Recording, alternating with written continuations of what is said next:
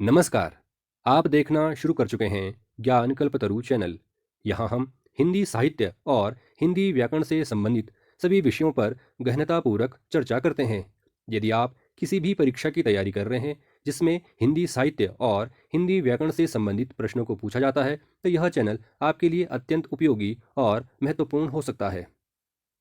इसलिए इस चैनल को जरूर सब्सक्राइब करें। पिछली कक्षा में हमने विकारी शब्द के बारे में बात की थी। विकारी शब्द किसे कहते हैं? जिन शब्दों में लिंग, वचन और कारक के आधार पर परिवर्तन होता है, अर्थात बदलाव होता है, उन शब्दों को विकारी शब्द कहते हैं। विकारी शब्द के चार भेद हैं। पहला भेद है संज्ञा, दूसरा भेद है सर्वनाम, तीसरा भेद है क्रिया और अंतिम भेद है विशेषण। इस प्रकार संज्ञा, सर्वनाम, क्रिया और विशेषण, ये विकारी शब्द के चार भेद हैं। पिछली कक्षा में हमने संज्ञा के बारे में सविस्तार बातचीत की थी। संज्ञा किससे कहते हैं, संज्ञा की परिभाषा, संज्ञा के कितने भेद होते हैं, भाववाचक संज्ञाएं किस प्रकार बनाई जाती हैं, इन सभी बिंदुओं पर सविस्तार बातचीत की थी। चूंकि संज्ञा एक विकारी शब्द है, इसलिए संज्ञा पर तीन चीजों का सीधा प्रभाव पड़ता है: लिंग, वचन और कारक। इसलिए हमारा आज का बिंदु है लिंग। इसे अंग्रेजी में जेंडर कहते हैं। आज का हमारा मुख्य विषय है लिंग, लिंग के भेद और लिंग परिवर्तन। आइए पाठ में बढ़ें। लिंग शब्द का अर्थ है चिन्ह या पहचान। परिभाषा देखिए। शब्द के जिस रूप से पता चले कि वह पुरुष जाति का है अथवा स्त्री जाति का, उसे लिंग कहते हैं। एक अन्य प्रकार से भी परिभाषा देखी जा सकती है। संज्ञा के जिस रूप से उसके स्त्री जाति या पुरुष जाति के संबंध का पता चले, उसे लिंग कहते हैं। तो वे शब्द जो या तो पुरुष जाति का बोध कराते हैं या फिर स्त्री जाति का बोध कराते हैं, उन शब्दों को लिंग कहते हैं। आइए जानते हैं लिंग कितने प्रकार के होते हैं। हिंदी भाषा में लिंग दो प्रकार के होते हैं। पहला पुल्लिंग और दूसरा मिश्रलिंग। आइए इनके बारे में सविस्तार जानें। पहला भेद है पुल्लिंग। पुल्लिंग किसे कहते हैं? जो शब्द पुरुष जाति का बोध कराते हैं, उन्हें पुल्लिंग शब्द कहते हैं। तो वे शब्द जो पुरुष जाति का बोध कराते हैं, उन शब्दों को पुल्लिंग शब्द कहते हैं। जैसे भाई, मोर, पेड़, पिता, विद्यालय, ये सारे शब्द पुरुष जाति का बोध करा रहे हैं, इसलिए ये सारे शब्द पुल्लिंग शब्द के उदाहरण हैं।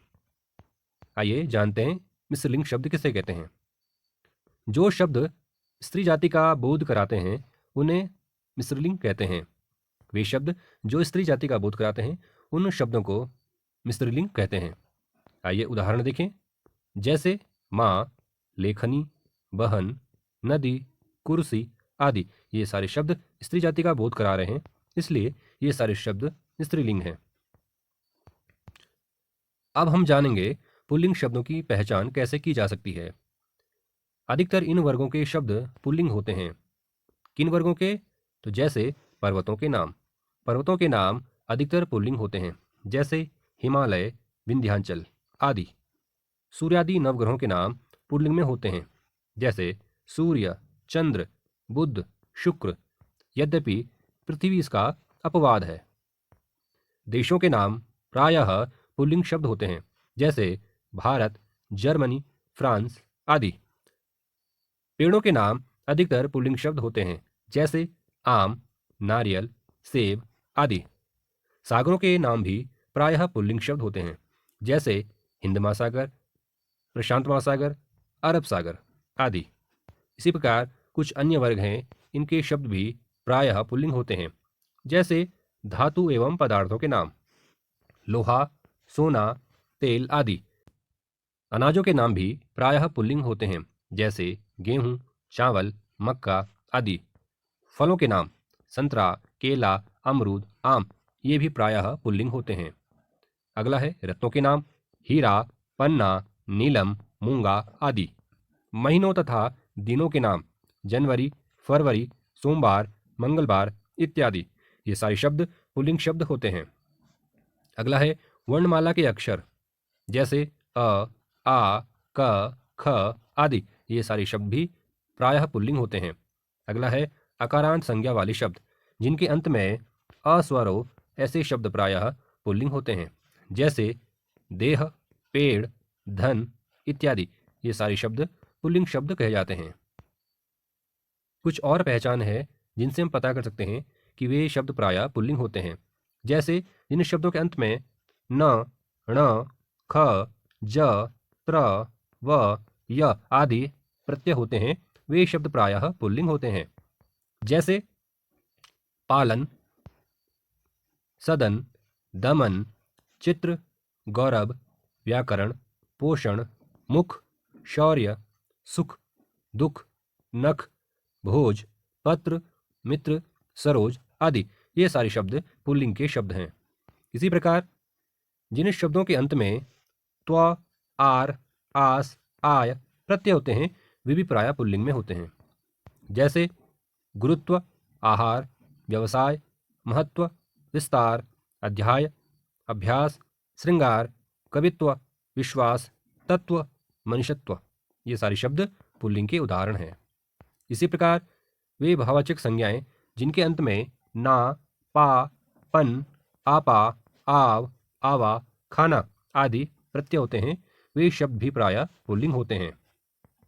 जैसे बुढ़ापा, हंसना, पछतावा, लगाव, मोटापा, गाना, पागलखाना, लड़कपन, बचपन, घुमाव, कबूतर खाना, बचाव, बालपन, भुलावा, पहनावा, सोना आदि। ये सारे शब्द पुल्लिंग के उदाहरण हैं। अब हम जानेंगे स्त्रीलिंग शब्दों की पहचान।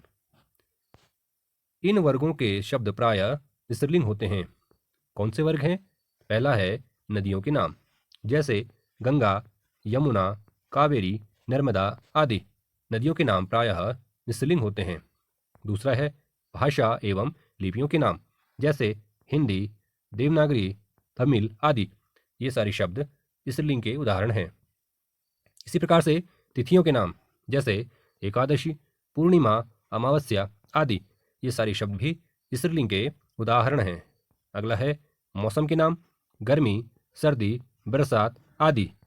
इसी प्रकार अगला वर्ग है आकारांत संज्ञा, अर्थात जिन शब्दों के अंत में आ स्वर आता है, वे शब्द प्रायः स्त्रीलिंग के उदाहरण होते हैं। जैसे पालिका, शाखा, छात्र, वाटिका आदि। इसी प्रकार वे शब्द जिनके अंत में दीर्घ इकार आता है, वे भी प्रायः स्त्रीलिंग शब्द के उदाहरण होते हैं। जैसे लेखनी, नदी, पहाड़ी, दैनंदिनी। ये सारे शब्द स्त्रीलिंग के उदाहरण हैं। कुछ और पहचान है जिनसे हम पता कर सकते हैं कि ये शब्द स्त्रीलिंग के हैं। जैसे जिन शब्दों के अंत में ई, आई, इया, इमा आदि प्रत्यय होते हैं, वे प्रायः स्त्रीलिंग शब्द होते हैं। जैसे दूरी, बुराई, महिमा, देवी, ऊंचाई, चिड़िया, लिखाई, डिबिया, अरुणिमा, पढ़ाई, चुईया, लंबाई। ये सारे शब्द स्त्रीलिंग के उदाहरण हैं। इसी प्रकार से वे शब्द जिनके अंत में ता, आहट, आवट आदि प्रत्यय होते हैं, वे शब्द भी प्रायः स्त्रीलिंग के उदाहरण होते हैं। जैसे स्वतंत्रता, घबराहट, मधुरता, सुंदरता, सरसराहट, गिरावट, प्रसन्नता, मिलावट, सजावट आदि। ये सारे शब्द स्त्रीलिंग के शब्द हैं। इसी प्रकार उर्दू के वे शब्द जिनके अंत में त प्रत्यय आता है, वे शब्द भी प्रायः स्त्रीलिंग होते हैं। जैसे मोहब्बत, बगावत, नसीहत, इज्जत, हिफाजत, गनीमत, कयामत, शरारत, कीमत आदि। ये सारे शब्द स्त्रीलिंग के उदाहरण हैं। कुछ शब्द ऐसे होते हैं जिनका या तो पुल्लिंग रूप नहीं होता है या फिर स्त्रीलिंग रूप नहीं होता है, या तो ये नित्य पुल्लिंग होते हैं या फिर नित्य स्त्रीलिंग होते हैं। आइए ऐसे शब्दों को जानें। कुछ शब्द जो नित्य पुल्लिंग होते हैं, इनका स्त्रीलिंग रूप नहीं होता है। जैसे पलंग, तोता, उल्लू, बिच्छू, मंदिर, कौवा, कीड़ा, चीता, विद्यालय, खटमल, कछुआ, मच्छर, फूलदान, खरगोश, भेड़िया आदि। ये सारे वे शब्द हैं जिनका स्त्रीलिंग रूप नहीं होता है। इसी प्रकार कुछ अन्य शब्द हैं जैसे परिवार, प्रशासन, देश, बाज, राज्य, दल, मगरमच्छ, पेट, बाल, दांत, गैंडा, पक्षी आदि ये वे शब्द हैं जिनका स्त्रीलिंग रूप नहीं होता है। कुछ शब्द ऐसे होते हैं जो नित्य स्त्रीलिंग होते हैं, इनका पुल्लिंग रूप नहीं होता है, जैसे कुर्सी, मैना, तितली, गिलहरी, अलमारी, कोयल, दीमक, मकड़ी, बाल्टी, भेड़, जूं, मक्खी, मूछ, चील, मछली आदि ये वे शब्द हैं जिनका पुल्लिंग रूप नहीं होता है। इसी प्रकार कुछ अन्य शब्द हैं जो नित्य स्त्रीलिंग होते हैं, जैसे सरकार, संतान, सेना, चींटी, सती, नर्स, छिपकली, औलाद, भीड़, पुलिस, जनता, फौज, ब्रिगेड, संसद आदि ये वे शब्द हैं जिनका पुल्लिंग रूप नहीं होता है। अब हम बात करेंगे लिंग परिवर्तन के बारे में, अर्थात पुल्लिंग शब्दों का स्त्रीलिंग रूप कैसे बनेगा। सबसे पहला बिंदु है अकारांत पुल्लिंग शब्दों में आ प्रत्यय जोड़कर। अकारांत बोलते हैं जिन शब्दों के अंत में अ होता है, अस्वर होता है, उनमें यदि हम आ जोड़ेंगे तो वे शब्द स्त्रीलिंग के रूप बनेंगे। जैसे छात्र, छात्र में आ जोड़ने पर शब्द बनेगा छात्रा, यह रूप स्त्रीलिंग का रूप है। इसी प्रकार शिष्य, शिष्य शब्द का बनेगा शिष्या। अगला है महोदय, महोदय शब्द का रूप बनेगा महोदया। इसी प्रकार आचार्य, इस शब्द का रूप बनेगा आचार्य। इसी प्रकार अध्यक्ष, इस शब्द का रूप बनेगा अध्यक्षा। इसी प्रकार सुत शब्द का रूप बनेगा सुता। अनुज शब्द का स्त्रीलिंग रूप बनेगा अनुजा। अग्रज शब्द का स्त्रीलिंग रूप बनेगा अग्रजा। इसी प्रकार और भी शब्द हैं, जैसे पालित का बनेगा पालिता, आत्मज का बनेगा आत्मजा, वृद्ध शब्द का रूप बनेगा वृद्धा, बाल शब्द का रूप बनेगा बाला, प्रधानाचार्य शब्द का रूप बनेगा प्रधानाचार्या। तो ये वे शब्द हैं जिनके अंत में अ स्वर है और उसे आ में परिवर्तित करने पर वे सारे शब्द स्त्रीलिंग के रूप बन जाएंगे। अगला नियम है अकारांत या आकारांत पुल्लिंग शब्दों में ई जोड़कर। जिन शब्दों के अंत में अस्वर हो या आ स्वर हो, उनमें यदि ई जोड़ेंगे तो वे सारे शब्द स्त्रीलिंग के रूप बनेंगे। जैसे नर का नारी, देव का देवी, बेटा का रूप बनेगा बेटी। इसी प्रकार लड़का शब्द का रूप बनेगा लड़की। जितने भी हमारे पारिवारिक संबंध होते हैं वे भी इसी के अंतर्गत आते हैं, जैसे दादा दादी, नाना नानी, मौसा मौसी, भांजा भांजी, मामा मामी, चाचा चाची, फूफा फूफी, काका काकी, पुत्र पुत्री, बच्चा बच्ची, पोता पोती, जीजा जीजी, ये सारे शब्द इसी के अंतर्गत आते हैं। अन्य शब्दों में भला, भली, रस्सा, रस्सी, दास, दासी,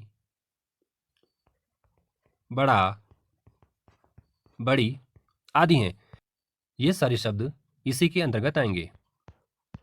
अगला नियम है अकारांत पुल्लिंग शब्दों में इका जोड़कर, जिन शब्दों के अंत में अ स्वर हो उसमें यदि इका जोड़ेंगे तो वे सारे शब्द स्त्रीलिंग के रूप बन जाएंगे, उदाहरण बन जाएंगे। जैसे नायक, नायिका, गायक, गायिका,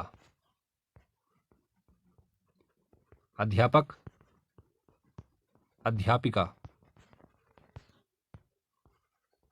धावक, धाविका। इसी प्रकार सेवक, सेविका। इन शब्दों की पहचान यह है जिन शब्दों के अंत में क व्यंजन आए, क वर्ण आए, उसमें इका जोड़ेंगे तो वे सारे शब्द स्त्रीलिंग के प्रयोग बन जाएंगे, स्त्रीलिंग शब्द बन जाएंगे। इनमें और भी हैं, जैसे बालक, बालिका, अध्यापक, अध्यापिका, शिक्षक, शिक्षिका, चालक, चालिका, संपादक, संपादिका, संयोजक, संयोजिका, सहायक, सहायिका, पाठक, पाठिका, लेखक, लेखिका, निवेदक, निवेदिका। ये सारे शब्द इसी के अंतर्गत आएंगे। अगला नियम है आकारांत पुल्लिंग शब्दों में इया जोड़कर, जिन शब्दों के अंत में आ हो, आ स्वर हो, यदि उसमें इया जोड़ेंगे तो वे शब्द स्त्रीलिंग के प्रयोग बनेंगे। जैसे बेटा, इसका बनेगा बिटिया। अगला है डिब्बा, इसका बनेगा डिबिया। इसी प्रकार बछड़ा, इसका बनेगा बछिया। इसी प्रकार लोटा, इसका बनेगा लुटिया। ये वे शब्द हैं जिनके अंत में आ है और इसमें या जोड़कर स्त्रीलिंग के प्रयोग बनाए गए हैं। इसी प्रकार बूढ़ा, बुढ़िया, गुड्डा, गुड़िया, चूहा, चूया आदि हैं। अगला नियम है पुल्लिंग शब्दों में आइन प्रत्यय जोड़कर, पुल्लिंग के वे शब्द जिनमें आइन प्रत्यय जुड़ता है वे स्त्रीलिंग के रूप बनते हैं। जैसे पंडित, इसका बनेगा पंडिताइन। अगला है ठाकुर, इसका रूप बनेगा ठकुराइन। इसी प्रकार चौधरी से चौधराइन, हलवाई से हलवाइन। आगे बढ़ते हैं। अगला नियम है पुल्लिंग शब्दों में इन प्रत्यय जोड़कर स्त्रीलिंग रूप बनाए जाते हैं। जैसे मालिक, इसका बनेगा मालकिन। इसी प्रकार माली शब्द से बनेगा मालिन।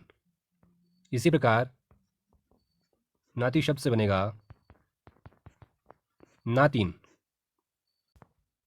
इसी प्रकार अगला नियम है पुल्लिंग शब्द में नी प्रत्यय जोड़कर। जैसे मोर का बनेगा मोरनी, शेर का बनेगा शेरनी। इसी प्रकार ऊंट का ऊंटनी, सिंह का सिंहनी, डॉक्टर का डॉक्टरनी, सरदार का सरदारनी। इसी प्रकार मास्टर का मास्टरनी। ये सारे शब्द इसी के अंतर्गत आएंगे।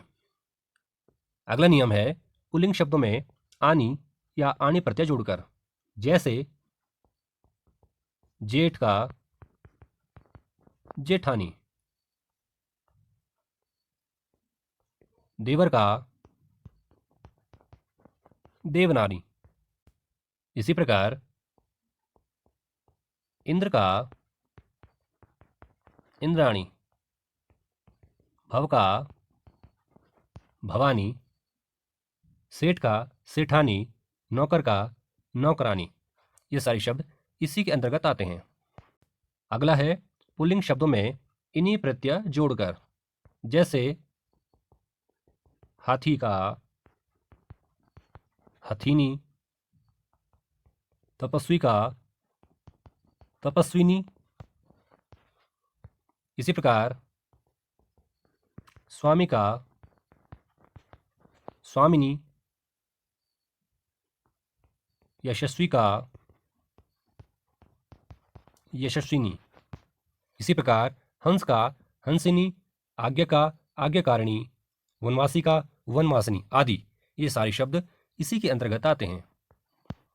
अगला है वे शब्द जिनके अंत में ता होता है, अगर उसमें हम त्रि जोड़ेंगे तो ये सारे शब्द स्त्रीलिंग के प्रयोग बनेंगे।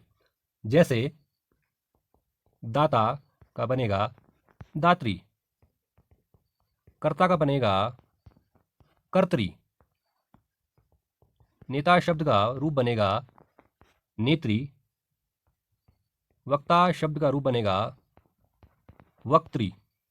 इसी प्रकार निर्माता शब्द का रूप बनेगा निर्मात्री, विधाता का विधात्री, अभिनेता का अभिनेत्री, धाता का धात्री। ये सारे शब्द इसी के अंतर्गत आते हैं। अगला नियम है वे शब्द जिनके अंत में वान होता है, यदि हम उनके स्थान पर वती प्रत्यय जोड़ेंगे तो वे सारे शब्द स्त्रीलिंग के प्रयोग बनेंगे। जैसे धनवान में यदि वती जोड़ेंगे तो होगा धनवती।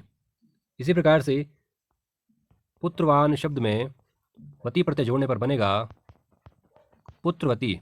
इसी प्रकार रूपवान शब्द में वती प्रत्यय जोड़ने पर बनेगा रूपवती। ज्ञानवान शब्द में वती प्रत्यय जोड़ने पर बनेगा ज्ञानवती।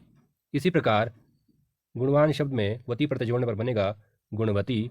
भाग्यवान भाग्यवती, बलवान बलवती। ये सारे शब्द इसी के अंतर्गत आएंगे। अगला नियम है जिन शब्दों के अंत में मान होता है, यदि उसके स्थान पर मति प्रत्यय जोड़ेंगे तो ये सारे शब्द स्त्रीलिंग के रूप बनेंगे। जैसे श्रीमान शब्द में मति प्रत्यय जोड़ने पर शब्द बनेगा श्रीमती। इसी प्रकार बुद्धिमान शब्द में मति प्रत्यय जोड़ने पर बनेगा बुद्धिमती। इसी प्रकार आयुष्मान शब्द में मति प्रत्यय जोड़ने पर शब्द बनेगा आयुष्मती। कीर्तिमान शब्द में मति प्रत्यय जोड़ने पर बनेगा कीर्तिमती। इसी प्रकार शक्तिमान शब्द में मति प्रत्यय जोड़ने पर बनेगा शक्तिमती। ये सारे शब्द इसी के अंतर्गत आते हैं। कुछ शब्द ऐसे होते हैं जो रूप में भिन्न होते हैं, अर्थात एक दूसरे से भिन्न होते हैं और उनमें लिंग की भी भिन्नता होती है। इन शब्दों में कोई भी प्रत्यय नहीं जुड़ा होता है। जैसे पिता, माता, भाई, भाभी, राजा, रानी, बैल, गाय, पति, पत्नी, वर, वधू, पुरुष, स्त्री, विधुर, विधवा, नर, मादा, विद्वान, विदुषी, कवि, कवयत्री, साधु, साध्वी, युवक, युवती, सम्राट, साम्राज्ञी, वीर, वीरांगना। ये सारे वे शब्द हैं जो रूप में एक दूसरे से भिन्न हैं और इनमें लिंग की भी भिन्नता है। एक रूप पुल्लिंग का है और दूसरा रूप स्त्रीलिंग का। वे शब्द जो नित्य पुल्लिंग होते हैं, यदि उनके आरंभ में मादा शब्द जोड़ेंगे तो वे सारे शब्द स्त्रीलिंग के रूप बनेंगे। जैसे खरगोश शब्द के आगे मादा शब्द जोड़ दिया तो यह रूप स्त्रीलिंग का बन गया। इसी प्रकार मादा गैंडा, मादा भालू, मादा कौवा, मादा मच्छर, मादा भेड़िया, मादा मगरमच्छ, मादा उल्लू, मादा तोता, मादा चीता। ये सारे शब्द स्त्रीलिंग के रूप है। इसी प्रकार वे शब्द जो नित्य स्त्रीलिंग होते हैं, जिनका पुल्लिंग रूप नहीं होता है, यदि उन शब्दों के आरंभ में नर शब्द जोड़ेंगे तो वे शब्द पुल्लिंग के रूप बनेंगे। जैसे नर कोयल, नर गिलहरी, नर चील, नर छिपकली, नर मक्खी, नर लोमड़ी। ये सारे शब्द पुल्लिंग के रूप बनेंगे। कई शब्द ऐसे होते हैं जिनका प्रयोग पुल्लिंग में भी होता है और स्त्रीलिंग में भी होता है। इन शब्दों को उभयलिंगी शब्द कहते हैं। इनके उदाहरणों में जैसे राजदूत, प्रधानमंत्री, राष्ट्रपति, सांसद आदि हैं। ये सारे शब्द उभयलिंगी शब्द कहलाते हैं। कभी कभी हम शब्दों का लिंग निर्धारण नहीं कर पाते। कौन सा शब्द पुल्लिंग है और कौन सा शब्द स्त्रीलिंग है, इसका निर्धारण नहीं हो पाता। इसके लिए हम साहित्य की मदद ले सकते हैं, अर्थात साहित्य में किस शब्द का प्रयोग कैसे हुआ है। दूसरा, हम व्याकरण की मदद ले सकते हैं कि व्याकरण में किस शब्द को किस तरीके से परिभाषित किया गया है, उसे किस कोटि में रखा गया है। और तीसरा है शब्दकोश। शब्दकोश में किस शब्द को पुल्लिंग की कोटि में रखा गया है और किस शब्द को स्त्रीलिंग की कोटि में रखा गया है, यह ज्ञान हमें शब्दकोश से होगा। ये सारी चीज़ें करके हम शब्दों का लिंग निर्धारण कर पाएंगे। तो इस प्रकार हमारी आज की कक्षा पूर्ण हुई। आज की कक्षा में हमने लिंग किसे कहते हैं, लिंग के कितने भेद होते हैं और लिंग परिवर्तन किस प्रकार होता है, इन सभी विषयों के बारे में जाना। मुझे उम्मीद है कि आपको यह कक्षा ज्ञानवर्धक लगी होगी। ऐसी ही कक्षाओं को देखने के लिए चैनल को सब्सक्राइब करें, बेल आइकन दबाएं और वीडियो को लाइक शेयर करें। धन्यवाद।